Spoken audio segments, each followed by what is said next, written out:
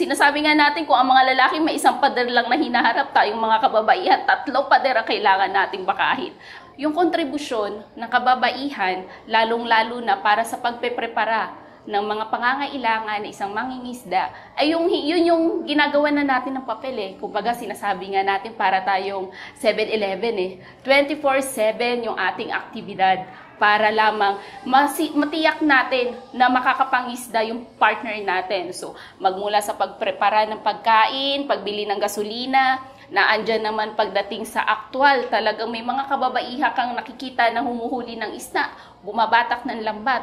So lahat yan ay na-experience din ng mga kababaihan.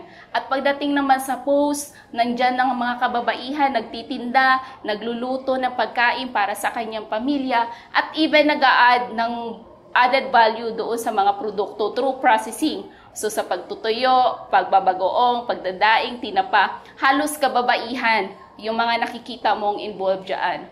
So lahat yun invisible sa lipunan na kinatatayuan natin ngayon.